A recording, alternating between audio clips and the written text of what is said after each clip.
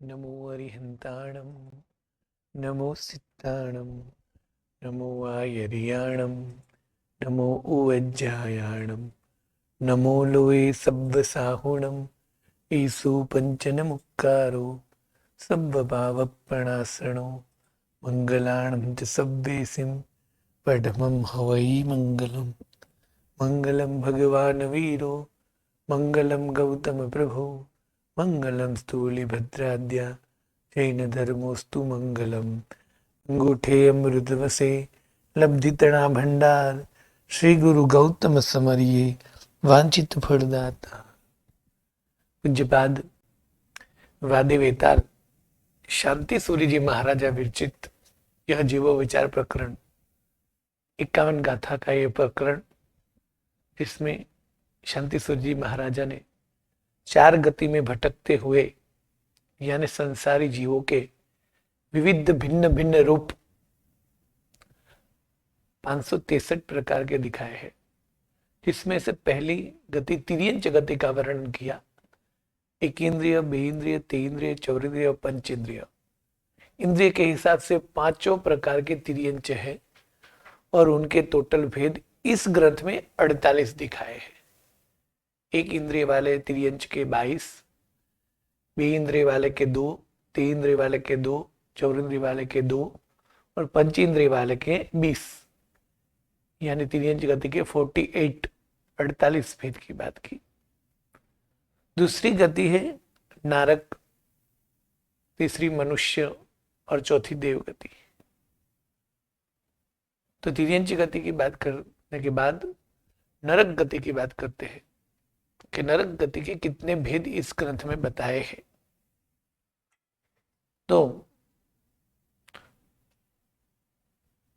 नेरेया सत्तवीहा नायब्बा पुढवी भेयणम पंचिंदियाय चौहा नारय तिरिया मनुष्य देवाय नेरेया सत्तवीहा नायब्बा पुढवी भेयणम। 19वीं गाथा में ये शब्द आया था कि पंचेंद्रिय प्रकार जो जीवों के हैं उनके मुख्य 4 विभाग होते हैं। पंचेंद्रिय वाले जीव के मुख्य 4 विभाग हो सकते हैं, नारय, तिरिया, मनुष्य, देवाय। और उसमें सबसे पहले पंचेंद्रिय विभाग में, हाँ, एक इंद्रिय से लेकर 14 इंद्रिय के तिर्यंच विभाग की तो बात की, किंतु जब पंचेंद्रिय की बात आई तो गाथा में नारय, तिरिया, मनुष्य, देवाय इस तरह वर्णन किया। सबसे अधिक दुखी जो है, हमेशा दुख में अपना समय बिताते हैं, वहां काफी सारी वेदनाएं हैं, ऐसे जीव यानी नारक। उससे थोड़े कम दुख यानी तिर्यंच वाले, उससे कम दुख और कहीं सुख वाले यानी मनुष्य, और सबसे ज्यादा सुख वाले यानी देव। यानी उस हिसाब से वर्णन किया है। नरक यानी नीचे रहने वाले और सबसे दुखी अधोलोक में रहने वाले। तिर्यंच यानी सामान्यतः तिरछालोक में बसने वाले पंचेंद्रिय की बात है, और दुखी पर का कम सुख उस गति में होते हैं। उनके बाद में तिरछालोक में रहने वाले मनुष्य, और उसके बाद में ज्यादातर ऊर्ध्व लोक में रहने वाले यानी ऊपर की दिशा में रहने वाले देव। तो इसमें से तिर्यंच गति का वर्णन हो गया। अब नरक गति का वर्णन करते हुए कहेंगे नरक के रूप में जो जीव है वो कितने जीव है, तो कि असंख्य जीव है, किंतु उनके मुख्य 7 विभाग है। वो अलग अलग पृथ्वी के हिसाब से है। जैसे हमारे यहां आज के तौर पे जैसे 7 खंड माने जाते हैं, अब तो उससे ज्यादा भी विभाग होते हैं, किंतु जो मुख्य 7 खंड कहते हैं, तो उस 7 खंड में जो मनुष्य है, तो जिस खंड में वो जन्मे है उस खंड से नाम से जाने जाएंगे। अमेरिका खंड में, एशिया खंड में जन्मे हुए एशियन, अफ्रीका खंड में जन्मे हुए अफ्रीकन, इसी तरह 7 खंड में जन्म लेने वाले मनुष्य 7 प्रकार के दिखाए हैं। यहाँ 7 प्रकार की पृथ्वी है। उस 7 प्रकार की पृथ्वी में जन्म लेने वाले 7 प्रकार के नारक। तो उस जगह का नाम है धम्मा, वंशा, शैला या तो सेला, अंजना, रिष्टा, मघा और माघवती। उनका दूसरा नाम यानी गुण के ऊपर से या तो स्वरूप के ऊपर से जो नाम है वो रत्न प्रभा, शर्करा प्रभा, वालुका प्रभा, पंक प्रभा, धूम प्रभा, तमह प्रभा, तमह तमस प्रभा या तो महातमह प्रभा।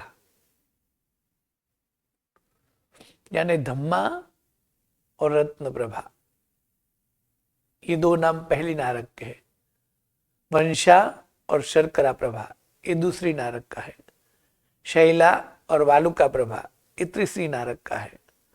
अंजना और पंक प्रभा ये चौथी नारक का है। रिष्टा और धूम प्रभा ये 5वीं नारक है।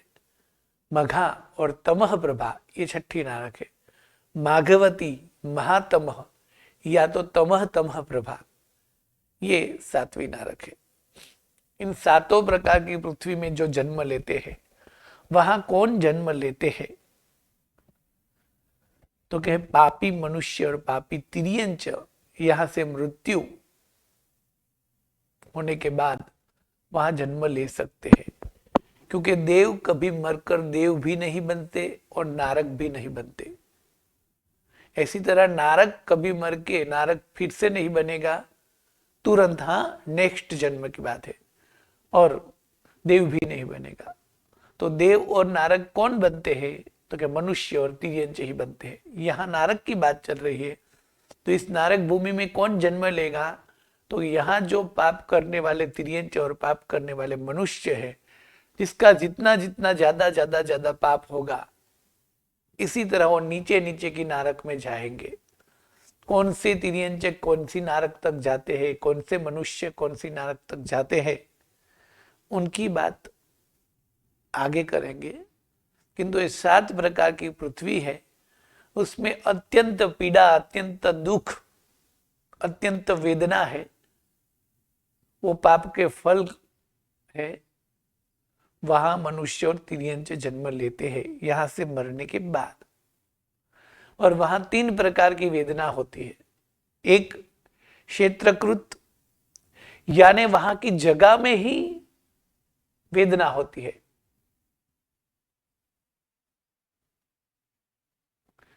दूसरी परस्पर कृत, यानी वहां जन्म लेने वाले जीव झगड़ालू, क्रोधी वगैरह होते हैं, एक दूसरे के साथ सतत झगड़े ही करते रहते हैं और एक दूसरे को दुख देते हैं। और तीसरी प्रकार की वेदना है वहां परमाधामी। परमाधामी एक देव का प्रकार है। वो कौन से देव कहलाते हैं?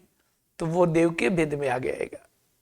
तो देवों द्वारा जो वेदना दी जाती है वो, यानी नारक में 3 प्रकार की वेदना होती है, किंतु वैसे देखा जाए तो हजारों प्रकार के दुख, कष्ट और वेदनाएं हैं।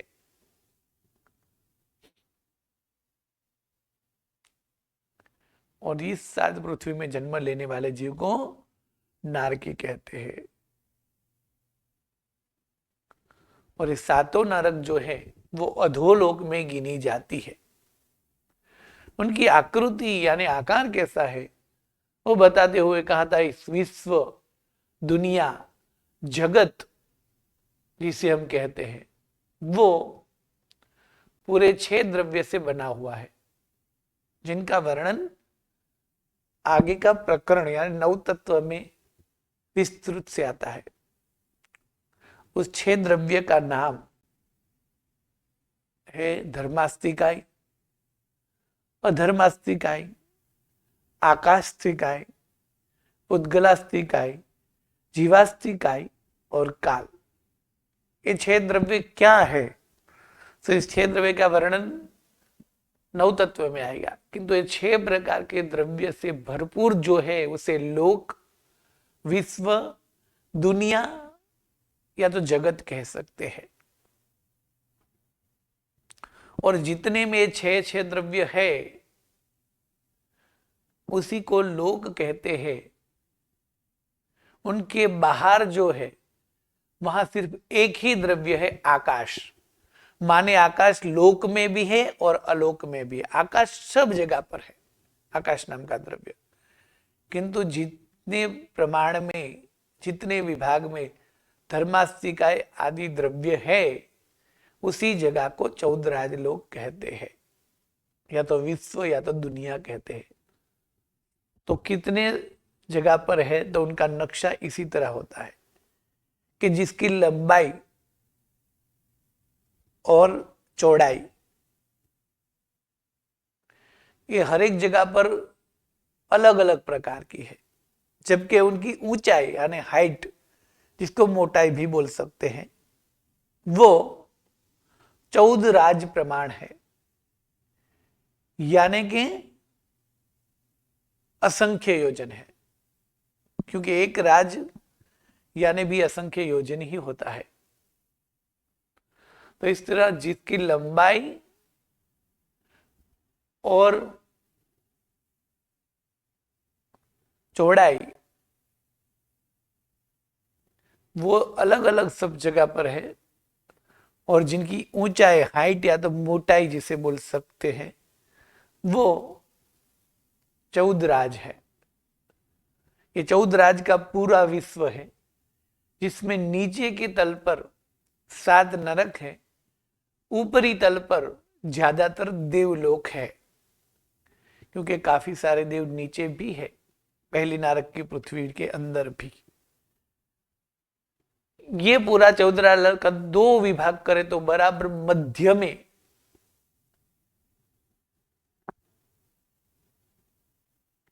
ये पूरा नक्शा का 2 विभाग करे तो बराबर मिडल में तिरछा लोक है, जिसे मध्य लोक, तिरछा लोक, या तो मर्त्य लोक या तो मनुष्य लोक बोल सकते हैं। किंतु जिसको मध्य लोक या तो तिरछा लोक हम कहेंगे। ये तिरछा लोक जो है, बीच में यदि 14 राज लोक का नक्शा हम देख रहे हैं तो सभी जगह पर अलग अलग अलग उसकी लंबाई और पहलाई है, यानी लंबाई और चौड़ाई है। बीच में जो है वहां कितनी है तो एक राज है, जहां कमर के स्थान पे, वैसे नक्शे के हिसाब से देखे तो एक पुरुष या तो एक स्त्री अपने हाथ कमर पे देकर खड़े हुए हैं, ऐसा नक्शा है। तो बराबर बीच में मध्य लोक है, जहां उनकी लंबाई और चौड़ाई एक रज्जु है, यानी एक राज है, यानी असंख्य योजन है। और उनकी हाइट कितनी कह सकते हैं तो 1800 योजन। योजन माने क्या, तो एक माप है। एक योजन बराबर कितने किलोमीटर आज की भाषा में हो गए, तो वो भी आगे के पाठ में आएगा। किंतु ये एक माप है। असंख्य योजन एक राज प्रमाण ये लंबाई और चौड़ाई वाला है। और उनकी हाइट कितनी है, ऊंचाई कितनी है, तो बोले 1800 योजन। तो ये पूरा विश्व 14 रज्जु का हुआ। तो बराबर मिडल में, मध्य भाग में मध्य लोक, मर्त्य लोक या तो तिरछा लोक जिसे बोलते हैं वो है।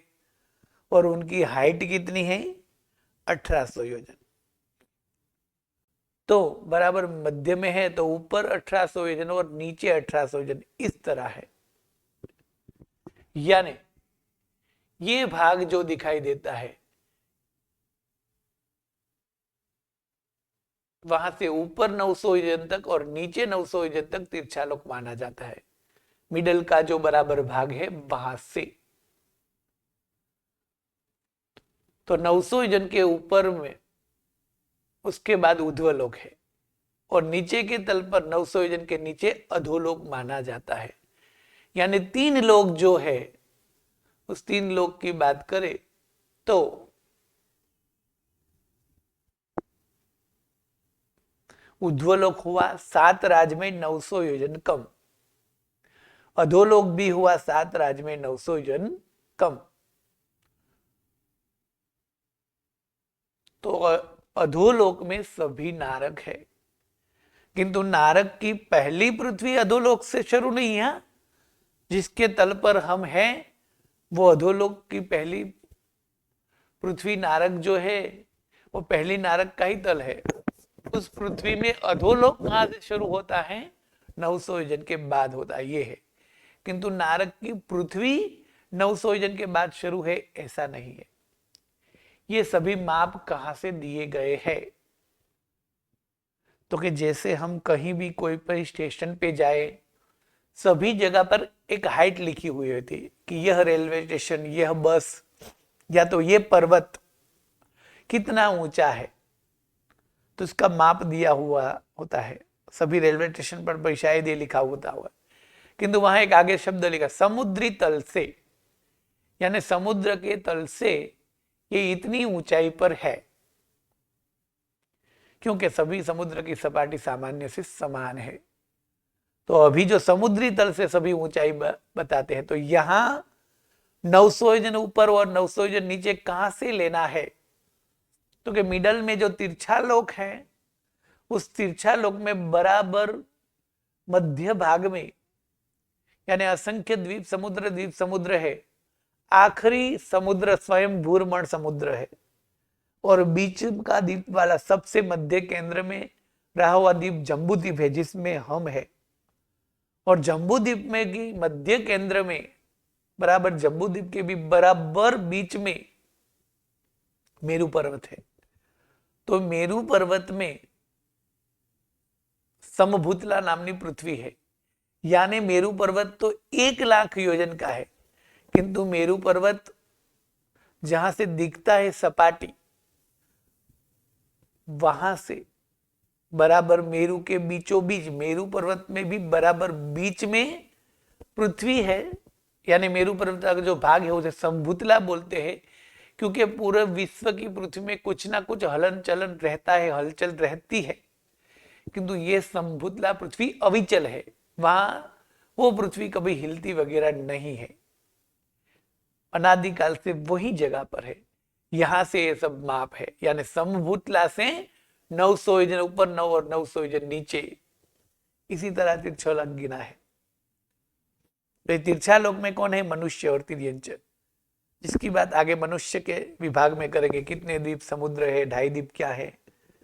किंतु अधोलोक में कौन है? नारक। तो नीचे वाला जो भाग है उसमें एक के बाद एक के बाद एक 7 पृथ्वी है, जिसका नाम रत्न प्रभा आदि या तो धम्मा आदि है। और ये 7 नारक पृथ्वी इसी तरह है।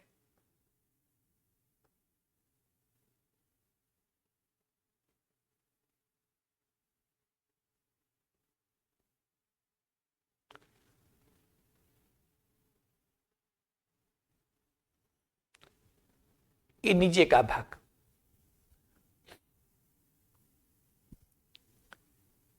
इस 7 नारक वाला नीचे का भाग है। ऊपर का भाग को उध्वलोक कहते हैं। तो पहली नारक उससे लंबाई और चौड़ाई दूसरी नारक की ज्यादा है, उससे ज्यादा तीसरी नारक की है, उससे ज्यादा चौथी नारक की है। इसी तरह चित्र में हम देख सकते हैं कि एक के बाद एक के बाद एक नारक जो है, उनकी भूमि नीचे नीचे नीचे जाने पर उनकी लंबाई और चौड़ाई ज्यादा होती है, जबकि उनकी हाइट कम होती दिख रही है। तो वास्तव में यही है, सबसे पहली पृथ्वी की लंबाई और चौड़ाई 1 राज है, दूसरी नारक की 2 राज, तीसरी नारक की 3 राज, चौथी नारक की 4 राज, पांचवी नारक की 5 राज, छठी नारक की 6 राज और 7वीं नारक की 7 राज। और इनकी आकृति कैसे है? जैसे छाता है या तो छत्र है, गोलाकार है।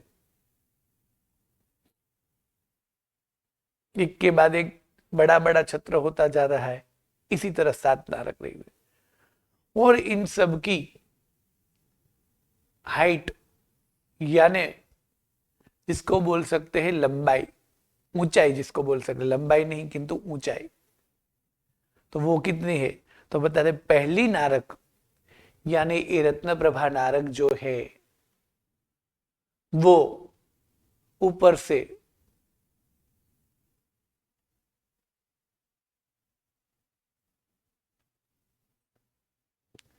जहां काला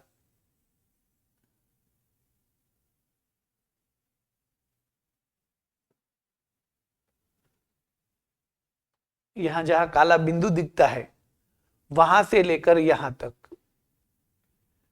इसको बोलते हैं उनकी ऊंचाई यानी हाइट। वो कितने योजन की है? 1,80,000 योजन की।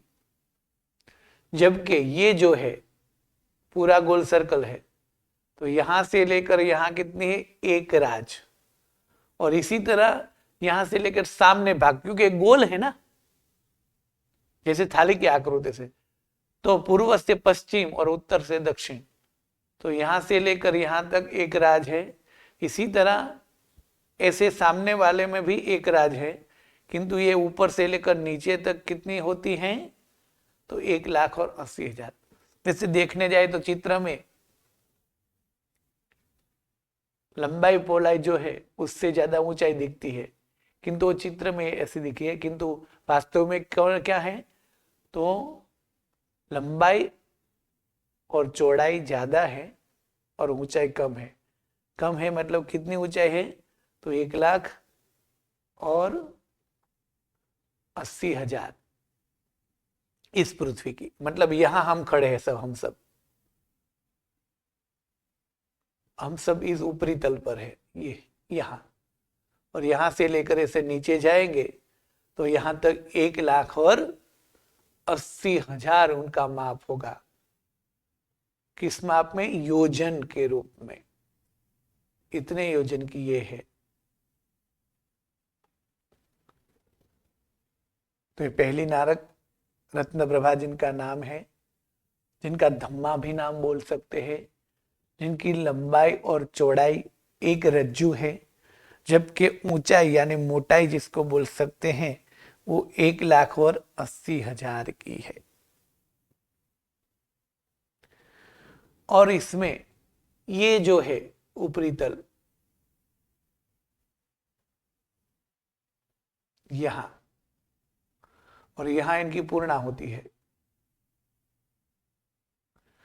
तो यहां ऊपरी तल में हम सब है, यानी मनुष्य तिर्यंचे आदि उनके, किंतु वे नीचे नीचे जाती है।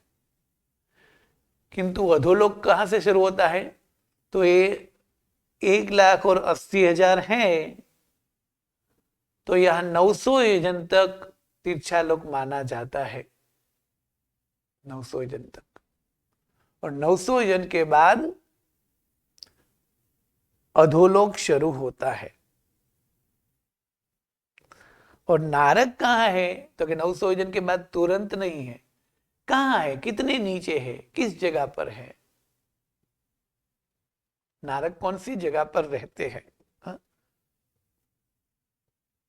तो कहाँ है कि 900 योजन तक तो तीर्थालोक है, उसके बाद भी 100 योजन छोड़ के, यानी यहां से गिने तो यहां तक, यानी 1,000 योजन इस पृथ्वी के छोड़ देने हैं।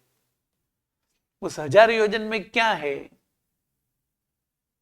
तो कि वो बाद में आएगा, देव वगैरह है, कौन से देव वगैरह है, किंतु इस 1,000 योजन छोड़ दिया, यहां से लेकर यहां तक वो 1,000 योजन छोड़ दिया। बाद में जो है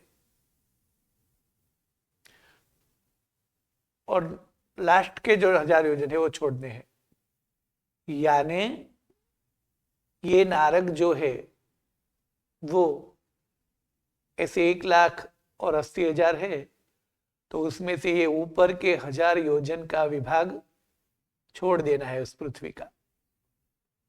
उसमें क्या है वो हम बाद में बात करेंगे, ठीक है। तो उसके ऊपरी तल पर है तिर्यंच और मनुष्य, बाकी के 1000 जो छोड़े योजन उसमें क्या है, तो उसमें देवता वगैरह है। और नीचे में तो कि नीचे में 1000 योजन के पृथ्वी में कुछ नहीं है। कुछ नहीं मतलब नारक वगैरह के जीव नहीं है, ये समझना है। बाकी सूक्ष्म जीव तो है, ये पूरी पृथ्वी की बनी हुई है, इसलिए पृथ्वी काय के जीव भी तो है, किंतु वहां नारक वगैरह नहीं है, ये समझना है। तो ये दोनों तरफ से 1000 छोड़ दिए, तो बाकी रहे 1,78,000। ठीक है, नो 1,78,000 की ये भूमि जो है पूरी, उसमें नारक रहते हैं, उसमें नारक जीव है। कैसे? तो 1,00,000 जो है 80,000, 1,80,000 जो पूरा है, उनमें से 1,78,000 की पृथ्वी के बीच में नारक है। नारक के जीव कहाँ और कैसे रहते हैं? तो यहां कहा है कि पूरी जो पृथ्वी है उनके 13 विभाग यानी 13 प्रतर होते हैं, 13 प्रतर बनते हैं। प्रतर माने क्या? तो कि ये समझो कि पृथ्वी है तो इसका ऐसे, प्रतर माने ये जो है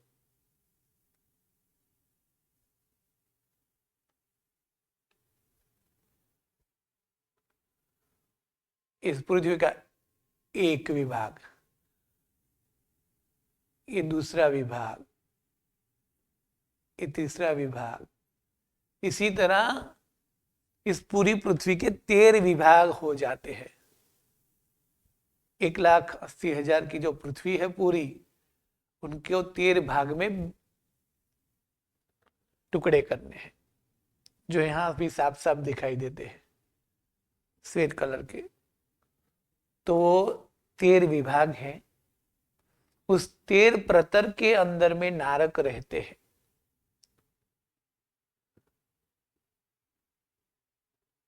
ये एक प्रतर है, बीच में खाली जगह है, दूसरी प्रतर है, ऐसे दूसरी, ये तीसरी, ये चौथी, ये पांचवी, हाँ, यहां से शुरू होकर ऐसे 13 होती है। तो बीच में देव रहते हैं, और ये जो पूरी प्रतर है ये, उनके अंदर नारकी के जीव रहते हैं। तो पहली नारक जो है उनका नाम रत्न प्रभा है, धम्मा है, उनकी लंबाई और चौड़ाई एक रज्जू है, जबकि उसकी मोटाई यानी ऊंचाई हाइट 1,80,000 है। और उनके 13 विभाग होते हैं, उस 13 विभाग में नारक रहते हैं, किंतु ऊपर के जो 1000 योजन है उसमें नारक नहीं होते, और नीचे के 1000 योजन में भी नहीं होते। 1000 योजन से नीचे के बाद में नारक के जीव शुरू होते हैं। और इस पहली नारक में, ये पूरी नारक की पृथ्वी के ब्रेड की तरह 13 विभाग है, जिसको प्रतर बोलते हैं। और उस प्रतर में नरकावास, यानी जैसे हमारे घर है उसी तरह नरक के आवास अलग अलग जो है वो कितने हैं? तो कहते 30 लाख, 30 लाख जिसके नरकावास है। दूसरी नारक का नाम है शर्करा प्रभा, या तो वंशा जिसे बोलते हैं। तो उस नारक जो है उनकी लंबाई और चौड़ाई 2 रज्जू है, जबकि उनकी हाइट 1,32,000 योजन है। और उनके 11 विभाग हो जाते हैं। इस पूरी पृथ्वी के इस तरह 11 प्रतर हो जाती है, 11, ऐसे 11 विभाग। और उसी 11 विभाग में नारक रहते हैं, जिसको शर्करा प्रभा के नारकी कहते हैं। और वहां उनको रहने वाले, जन्म लेने वाले घर जो है, यानी विभाग जो है, वो कितने हैं? 25 लाख नरकावास है उसको रहने के लिए। और उसी सभी नरक में जन्म लेने की कुंभी कई सारी संख्या में है। कुंभी मतलब कोठी जैसा स्थान। जैसे कोई दीवार है, घर की दीवार, हम चारों बाजू दीवार है और घर में बंद है, वहां हम रहते हैं। और घर के दीवार के अंदर जैसे सेंध है, यानी समझो कि गुप्त भंडार है, उसी तरह दीवार में जो है वहां कुंभिया रहती है। तीसरी नारक जो है, उनकी लंबाई और चौड़ाई 3 रज्जु है, जबकि उनकी ऊंचाई 1,28,000 है। और यहां उनके प्रतर यानी उनके विभाग होते हैं 9, और वहां नरकावास है 15 लाख। ये सब पुस्तक में दिया हुआ है। मतलब कि ये सातों नारक जो है वो 7 अलग अलग पृथ्वी है, और 7 अलग अलग पृथ्वी में जन्म लेने वाले जो है, उन सभी को 7 विभाग में 7 प्रकार के नारक बोलते हैं। और जिनके पर्याप्त और पर्याप्त होकर 14 प्रकार के विभाग होते हैं। तो सभी पृथ्वी को देखने के बाद हमें मालूम होता है कि एक के बाद एक ज्यादा लंबाई और चौड़ाई वाली होती है, और एक के बाद एक सभी की हाइट कम होती जाती है, और सभी में प्रतर भी कम होते जाते हैं, और सभी में नरकावास भी कम होते जाते हैं। इसी तरह इसी नरकावास में, वहां की कुंभी में असंख्य नारक जन्म लेते हैं सभी जगह पर। और एक पृथ्वी के बाद एक नारक की पृथ्वी जो है वो यहां पूर्ण होती है। जैसे ये नारक की पृथ्वी यहां पूर्ण हुई, तो उनके बाद ये जो अंतर है वो असंख्य योजन का है। ये तो सिर्फ 1,80,000 ही है, किंतु यहां से लेकर यहां जो जगह है वो काफी सारी जगह है, असंख्य योजन है ये बीच में जो जगह है वो। और उसके बाद में दूसरी नारक यहां से शुरू होती है, और दूसरी नारक यहां पूर्ण होती है, तो दूसरी और तीसरी के बीच असंख्य योजन की जगह है। यानी पहली पृथ्वी यहां से पूर्ण हुई तो असंख्य योजन के बाद दूसरी पृथ्वी है। इसलिए सभी पृथ्वियां एक दूसरे से काफी दूर, काफी मतलब असंख्य योजन दूर दूर है, और इसीलिए 7 प्रकार की पृथ्वियां कहते हैं। और उसमें जन्म लेने वाले नारक भी 7 प्रकार के रहते हैं। इसी तरह 14 प्रकार हुए। वहां कैसी वेदनाएं होती है, कौन वेदना देता है, वहां कितने वर्ष तक वेदना सहनी पड़ती है, वहां कितने वर्ष तक रहना पड़ता है, वो सब 25वीं गाथा के बाद में आएंगे। पुस्तक में पूरा दिया हुआ है, पुस्तक आप पढ़ सकते हैं, उसमें जो भी लिखा है वो सभी आगे आएगा। यहाँ तो 7 पृथ्वियां है, उनका नाम क्या है, उनकी लंबाई चौड़ाई क्या है, उसमें कितने नरकावास हैं, और एक के बाद दूसरी नारक है। तो पहली नारक में जो जन्म लेते हो रत्न प्रभा वाले, दूसरी नारक में जो जन्म लेते शर्कर, इसी तरह 14 प्रकार नारकी के हुए। यानी दूसरी गति के जीव के भेद पृथ्वी के भेद से, यानी एक पहली पृथ्वी और दूसरी पृथ्वी में बीच में काफी अंतर है, और असंख्य योजन के बाद है। तो यहाँ जन्म लेने वाले और वहां जन्म लेने वाले होते तो नारक के जीव ही है, और वहां जन्म भी लेते हैं मनुष्य और तिर्यंच ही। वहां सभी जगह पर दुख तो होता ही है, किंतु एक और दूसरी पृथ्वी, जैसे अमेरिकन और अफ्रीकन 2 अलग अलग खंड है, तो उसके वातावरण वगैरह में फर्क है, तो यहाँ भी ये फर्क है। इसलिए ही है 7 जगह की अलग अलग पृथ्वी में जन्म लेने वाले नारकी को भी 7 प्रकार के नारकी कहते हैं। इसी तरह 14 प्रकार के भेद नारकी के हुए। वैसे देखा जाए तो कोई भी नारकी अपर्याप्त होते ही नहीं है, क्योंकि वहां कम से कम पहली नारक में 10,000 वर्ष तो जीवित रहना ही पड़ता है, यानी कि वहां रहना ही पड़ता है और दुख सहना ही पड़ता है। और अपर्याप्त जीव तो अंतर्मुख में ही मृत्यु हो जाते हैं। तो ये नारक जो है वो अपर्याप्त क्यों दिखाए हैं? क्योंकि हमने सब पर्याप्त और अपर्याप्त दोनों प्रकार के जीव कहे, तो 6 पर्याप्ति वगैरह उनकी व्याख्या आगे आएगी। उसके बाद में नारक कौन से प्रकार के अपर्याप्त में लिए हैं, ये बात आगे आएगी। इसी तरह पर्याप्त और अपर्याप्त, यानी धम्मा या तो रत्न प्रभा, धम्मा के पर्याप्त नारकी, धम्मा के अपर्याप्त नारकी, या तो रत्न प्रभा में जन्म हुए अपर्याप्त नारकी, रत्न प्रभा में जन्मे हुए पर्याप्त नारकी। इसी तरह 14 भेद हो जाएंगे। ठीक है, ये दूसरी गति के भेद हुए। अब तीसरी गति जो है वो है मनुष्य गति।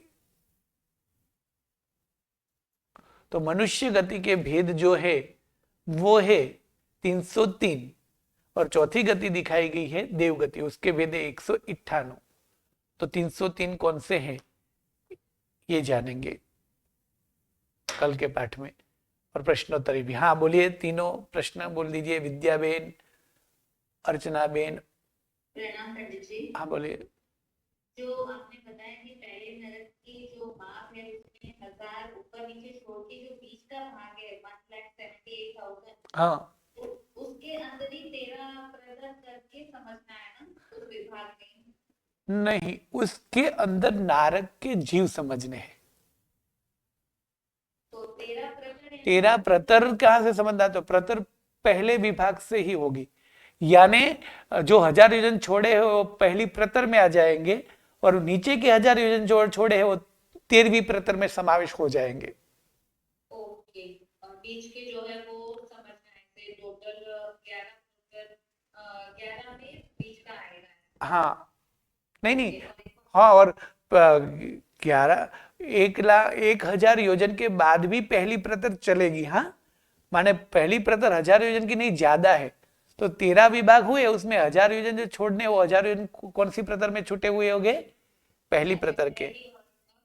हाँ, उसमें बाकी सब में, तो बाकी सब विभाग में नारक हो गया, सभी प्रतर में नारक है। ओके। एक और प्रश्न था। हाँ बोलिए। जो हमारे बुक में लिखा है पहली नरक में वो 30 लाख नरकावास है, हम्म, तो इसका क्या मतलब है? नरकावास माने जैसे ये पूरा खंड है या तो पूरा भारत देश है, ठीक है, तो ये पूरा भारत देश है, तो भारत देश में जैसे राज्य है, राज्य है ना, बड़े बड़े राज्य, तो उसी तरह उस नरक की पृथ्वी में विभाग जो है उनको नरकावास बोलते हैं। अच्छा, इतने विभाग है, 30 लाख विभाग। हाँ, 30 लाख इस पूरे। वैसे एक नरक है, पहली नरक में 13 प्रतर है, यानी 13 प्रतर तो किस तरह है? तो ये पहली नरक के पूरे ब्रेड की तरह टुकड़े हैं, पूरे पूरे, और उस एक टुकड़े के ऊपर कितने विभाग है वापस? तो बोलते हैं कि कितने? 30 लाख नरकावास है। तो वहां 30 लाख विभाग है कि इस नरकावास का नाम ये है, जैसे भारत में गुजरात है, राजस्थान है, इसी तरह। तो एक प्रतर में 30 लाख समझना है या हाँ, नहीं नहीं नहीं, एक एक नरक में नहीं, एक प्रतर में नहीं, पूरी नारकी में, ओके। मतलब 13 प्रतरों मिलकर। किंतु कौन सी प्रतर में कितने, वो कहाँ, तो कि वो बड़े ग्रंथ में आते हैं कि कौन सी प्रतर में कितने हैं। कुल प्रतर 13 प्रतर मिलाकर इतने होते हैं। जी जी, धन्यवाद पंडित जी। हाँ बोले। हम्म,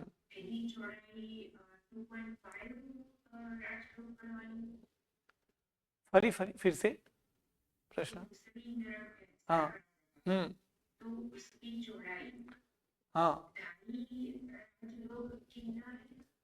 2.5 राज, हाँ, वैसे सामान्य से ये बोल सकते हैं कि दूसरी जो है नारक, उनकी चौड़ाई 2 राज, यानी पहली नारक जो है उनकी 1 राज है, तो दूसरी नारक की 2 राज हैं।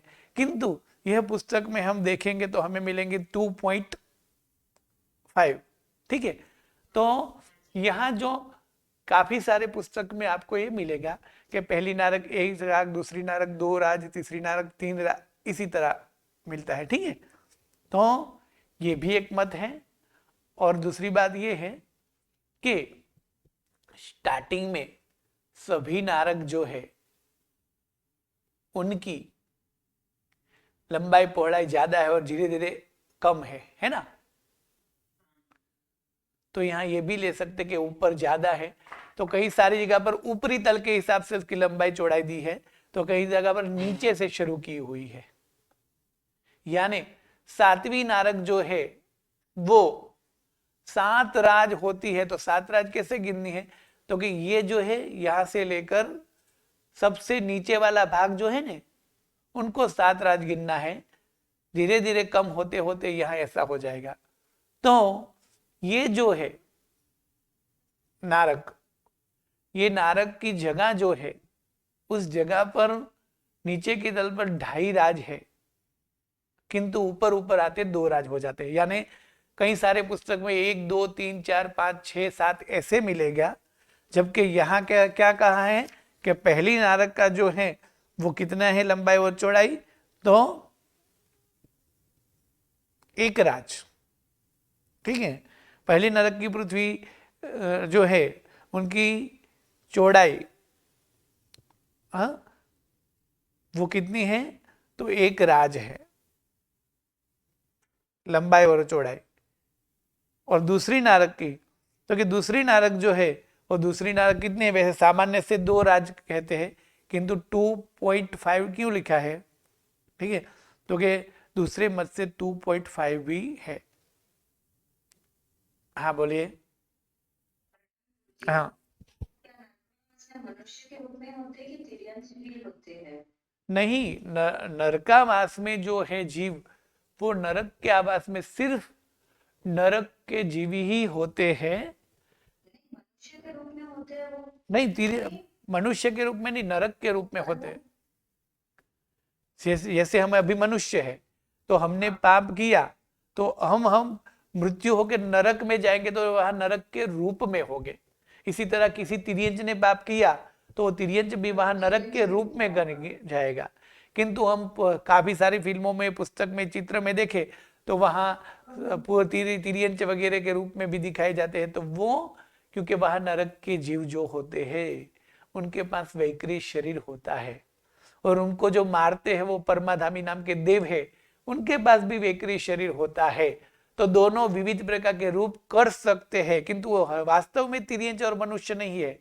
मारने वाला देव है और मार खाने वाला नरक है। उनका रूप मनुष्य जैसा नहीं होता, लेकिन नहीं, उनका रूप मनुष्य जैसा माने हमारे जैसा, हमारा जो शरीर है ऐसा नहीं होता है, अलग शरीर होता है। हाँ ये और जैसे हमारे हाथ पांव नाक कान अच्छी तरह है, उसी तरह भी उनका शरीर तो नहीं होता है।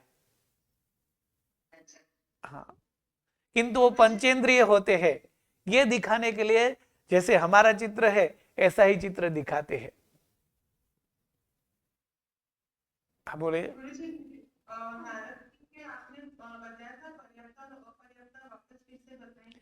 नारक जो जीव है वो 7 जगह पर 7 पृथ्वी जो है, उस 7 पृथ्वी के हिसाब से 7 विभाग हो गए।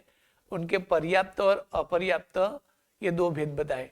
तो कि वास्तव में नारक जो है वो पर्याप्त या तो अपर्याप्त नहीं हो सकते हैं। क्यों? क्योंकि अपर्याप्त जीव तो अंतर्मुहूर्त में ही मृत्यु हो जाता है, और यहाँ तो पहली नारक में भी कम से कम 10,000 वर्ष तक वो जीवित रहते हैं।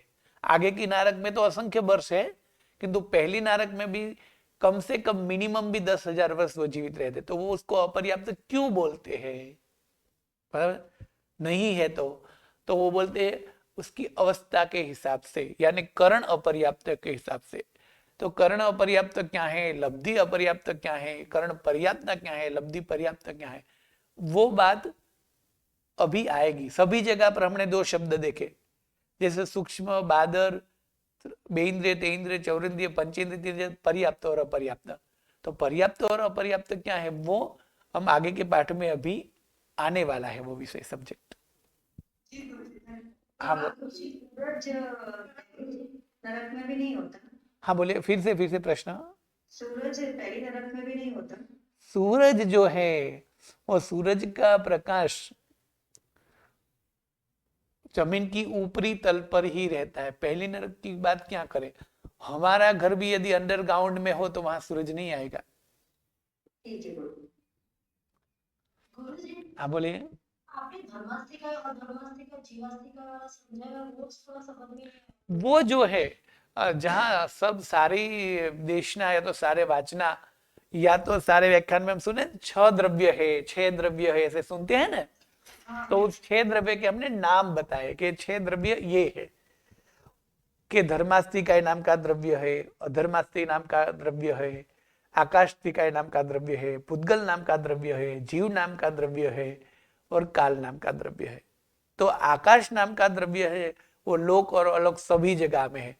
मतलब कि ये जो चित्र दिखाया 14 लोक का, तो उसमें जो पूरा 14 लोक दिखता है तो वहां जितने भाग में धर्मास्तिकाय अधर्मास्तिकाय वगैरह है उन्हें 14 लोग बोलते हैं। बाकी जगह पर क्या है, तो बाकी जगह को अलोक बोलते हैं, वहां सिर्फ आकाश ही होता है। तो ये 6 द्रव्य का नाम दिया। जो जीवास्तिकाय मतलब क्या, तो हम जिसका अभ्यास कर रहे हैं वो सभी जीव का समूह, यानी अलग अलग जीव, यानी जैसे बेइंद्रिय तेंद्रिय चौरिंद्रिय उन सब का रूप, वो सभी प्रकार के जीव का विभाग जो है उसे जीवास्तिकाय बोलते हैं। उसी तरह बाकी के 5 द्रव्य जो है उनके नाम सिर्फ यहाँ है धर्मास्तिकाय, अधर्मास्तिकाय, आकाशतिकाय, पुद्गलास्तिकाय, जीवास्तिकाय और काल। इस ग्रंथ में हम सिर्फ जीव का सामान्य से रूप देख रहे हैं, वो भी संसारी जीव का। तो ये 6 द्रव्य का पूरा स्वरूप कौन से ग्रंथ में आता है, तो कि 9 तत्व में। तो इनके आगे के ग्रंथ में, यानी दूसरा जो प्रकरण है जिनका नाम है 9 तत्व, उसमें विस्तृत से आएगा। गुरुजी, ये जो आपने जो द्रव्य दिखाए, वो सब 14 पे ही है। नहीं, 6 द्रव्य जो है उसमें से आकाश सभी जगह पर है। मतलब जितने में धर्मास्तिकाय अधर्मास्तिकाय वगैरह है उनको 14 लोग बोलेंगे। यानी ब्लू कलर का जो पूरा है उनको 14 लोग बोलते हैं। क्यों, तो कि वहां धर्मास्तिकाय अधर्मास्तिकाय वगैरह है। जिस आकाश में धर्मास्तिकाय अधर्मास्तिकाय है उसको 14 लोग बोलेंगे। उनकी बाहर की जगह को सिर्फ अलोक आकाश बोलेंगे, हालांकि अलोक बोलेंगे जहां आकाश होता है। 6 द्रव्य में से एक ही द्रव्य जहां है वो अलोक है, और जिसमें बाकी के द्रव्य भी शामिल है वो लोकाकाश है। बाकी के 5 द्रव्य जो है वो लोकाकाश है। हाँ, लोकाकाश में ही सिर्फ है। बड़ा प्रश्न है। हाँ बोलिए। जैसे कि आपने जब ये समझाया ना वगैरह, तो ये नहीं, देखो सभी पहली नारक जो है, तो पहली नारक की चौड़ाई यानी मोटाई 1,80,000 है, ठीक है। तो उनके विभाग 13 हो गए। तो उसके नीचे की नरक जो है उससे कम है, तो उसके प्रतर 11 है। नीचे नीचे कम कम प्रतर है। पहली नारक में 13 विभाग है, पहली नारक की पृथ्वी के। तो दूसरी नारक की पृथ्वी के 13 विभाग नहीं होते, 11 ही होते हैं। तो चौथी नारक के 9 ही होते हैं। इसी तरह अलग अलग प्रतर है सभी के। हाँ बोलिए। जैसे अभी यहाँ पे जो त्रस नाड़ी दिख रही है ना, तो ये जो नरक के जीव है ना, त्रस नाड़ी के बाहर भी है ना? नहीं, ये जो है वो ये बताया है कि पृथ्वी कितनी बड़ी है, यानी वहां की जमीन कितनी बड़ी है। देखो जैसे ये पृथ्वी जो है, उस पृथ्वी की बात करें हमारे अब की पृथ्वी की, तो भारत देश की पृथ्वी कितनी है, या तो भारत कितना है, या तो पूरा विश्व की पृथ्वी कितनी है वो बताते हैं। किंतु पूरी विश्व की पृथ्वी में तीसरा भाग यानी 3 भाग तो पानी से भरा हुआ है। मनुष्य तो सिर्फ 1 भाग में ही है ना, वैसे हम आज के हिसाब से देखें तो ये जो है वो पृथ्वी का नाप दिखाया है, यानी कि पृथ्वी से बना हुआ जो पड़ है वो। नारक कितने में होता है, तो नारक तो सिर्फ एक राज के अंदर ही होगा। जैसे पहली नारक तो पूरी एक राज ही है, इसलिए आ जाएगी। दूसरी नारक 2 राज से भी ज्यादा लंबी चौड़ी है, तो बीच वाला जो एक राज है उसमें ही नारक के जीव होंगे। तो जी त्रस नाड़ी एक राशि है। हाँ, त्रस नाड़ी एक राज ही है। देखो इस चित्र में साफ साफ दिखता है कि पहली नारक जितनी है उतना ही तरस नाड़ी का माप भी है, ब्लू कलर का जो है वो तरस नाड़ी है। और सभी तरस जीव भी यानी बेइंद्रिय, तेइंद्रिय, चौरेंद्रिय और पंचेंद्रिय, ये सभी प्रकार के देव, नारक, मनुष्य, तिर्यंच, वो सभी सिर्फ इस ब्लू नाड़ी में ही ब्लू नाड़ी मतलब तरस नाड़ी में ही रहते हैं, बीच वाली जो है। और उनका माप है लंबाई में यानी ऊंचाई में, हाइट में 14 रज्जु, किंतु लंबाई और चौड़ाई में देखें तो सिर्फ एक राज। उसके बाहर जो है यानी स्काई ब्लू का, उसमें कौन से जीव रहते? तो सिर्फ स्थावर, यानी 14 राजलोक में सभी जगह पर स्थावर जीव रहते हैं और सूक्ष्म तो सभी जगह पर है, किंतु तरस यानी बेइंद्रिय से कोई भी जीव सिर्फ तरस नाड़ी में ही रहेगा, यानी बीचों बीच थंब जैसा दिखता है, वही एक राज में। तो नारकी, 7वीं नारकी की पृथ्वी 7 राज लंबी और पहली है, किंतु वहां नारक के जो प्रतर हैं और नारक जो जन्म लेते हैं वो सिर्फ एक राज के अंदर में ही लेते हैं। आप बोलिए। जी गुरुजी, ये जैसे मुझे बताया कि इंसान खड़ा है, मतलब कि 14 लोग का प्रकृति है। तो मतलब मेरी क्यों अपने नारक जो पतन वाले जैसे स्मार्ट होते हैं उसका प्रकृति शेप बना है, और शेप के बाहर जो ब्लैक पूरा दिखता है उसको कुछ भी नहीं बोल रहा है, और इधर डायग्राम के बीच में डायग्राम है। ये बीच वाला ब्लू,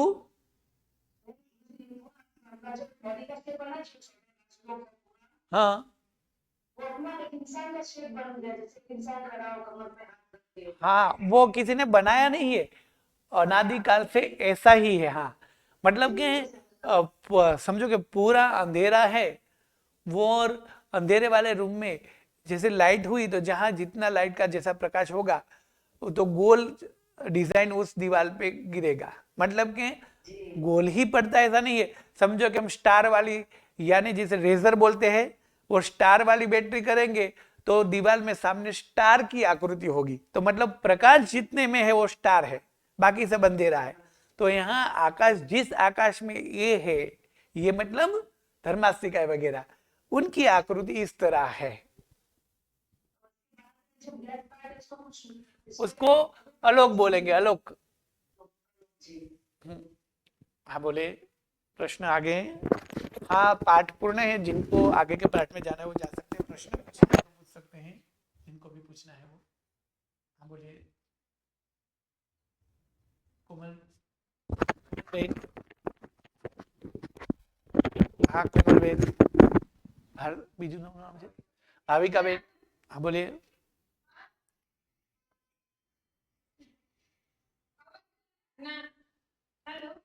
हाँ बोलिए। अभी हमें ये सब भेद देख रहे हैं तो अपेक्षा से जीव की अपेक्षा से देखते हैं ना। हाँ, संसारी जीव की अपेक्षा से। हाँ, लेकिन अगर क्वेश्चन ऐसा है कि जीवों के भेद कितने हैं, तो हाँ, जीवों के भेद कितने हैं, तो मुख्य भेद है तो मुक्त और संसारी, किंतु संसारी जीवों के टोटल भेद कितने, तो 563। हाँ बोलिए। तो जीवों के भेद में मुख्य तो 2 संसारी और मुक्त। हाँ, लेकिन अगर टोटल बोले तो 263 बोलना या फिर 15 बोलना? नहीं 563 बोलने हैं, क्योंकि वो जो है वो वास्तव में सिद्ध के भेद नहीं है, सिद्ध अवस्था में जाने वाले की अंतिम अवस्था के भेद है। तो यदि ऐसा प्रश्न पूछा है तो हम ये बोल सकते हैं कि संसारी जीवों के 563 भेद है और सिद्ध के भेद जो है वो 15 है, परंतु वो वास्तव में मुक्त जीवों के भेद नहीं, क्योंकि मुक्त जीवों के कोई भेद नहीं होते हैं। सिर्फ वो अंतिम समय में मोक्ष में जाने वाले जीव जो है उनकी अवस्था कौन सी होती है उसके हिसाब से है। तो वो तो वैसे देखा जाए तो मनुष्य के भेद में आ जाएंगे। क्यों कि कौन से जीव मोक्ष में जाएंगे, तो बोलेंगे तीर्थ या तो अतीर्थ। तो अतीर्थ माने मरुदेवा, तो मरुदेवा मनुष्य थे, यानी वो मनुष्य के भेद में आ गए हैं संसारी के भेद में, जब तक मुक्त में नहीं गए। किंतु वैसा यदि स्पष्ट करना है तो ऐसे बोलते हैं संसारी जीवों के तो 563 भेद है, मोक्ष में जाने के हिसाब से उनकी अवस्था के 15 भेद है, सिद्ध के कोई भेद नहीं होते हैं। हाँ बोलिए निमिषा बहन। हाँ, प्रश्न निमिषा बेन बोलिए। गुरुजी अरे ये जो रसनाड़ी है बीच में हम्म, जैसे टिकरा है वैसा जो स्ट्रेट है वही है हाँ, उसमें कलर डिफरेंस क्यों है? नहीं वो कलर डिफरेंस इसलिए है कि वो चित्र स्पष्ट और सुंदर दिखाई दे इसलिए। बाकी उसमें कलर डिफरेंस कुछ नहीं, ऐसा कुछ नहीं है, क्योंकि वो तो सिर्फ ये जगह को दिखाई जाते हैं इसलिए। ओके बाकी नीचे नीचे तो व्हाइट दिखा है, तो वहां तो वैसे देखा जाए तो अंधेरा होगा नारक में तो। ठीक है, हाँ। प्रणाम। हाँ बोलो विद्याबेन। जी ये प्रथर प्रथर माने क्या, विभाग में होता क्या है? प्रतर माने क्या, वैसे आ, हम जो है वो फरसान बनाते हैं ना, फरसान फरसान फरसान में मुठिया मुठिया मालूम है ना, मुठिया। जी हाँ, तो वो पहले आकृति में कैसा होता है, लंबा होता है और उसके टुकड़े करते हैं ना। हाँ उसी तरह 1,80,000 की पूरी पृथ्वी वैसे खड़ी रख दो और उनके छोटे छोटे पीसीस कर दो, तो उस पीसीस को बोलते हैं प्रतर। अच्छा, पर ये ऐसे करना क्यों है? हाँ, ऐसे करना क्यों है, बराबर है, ऐसे करना क्यों है। तो बताया गया कि ऐसे करना क्यों है, तो कि वो जब देवलोक की बात, मतलब देव की बात आएगी ना, तो एक प्रतर और दूसरी प्रतर के बीच में जैसे खाली जगह है ना, वहां देव रहते हैं, ये दिखाने के लिए ये बता रहे हैं।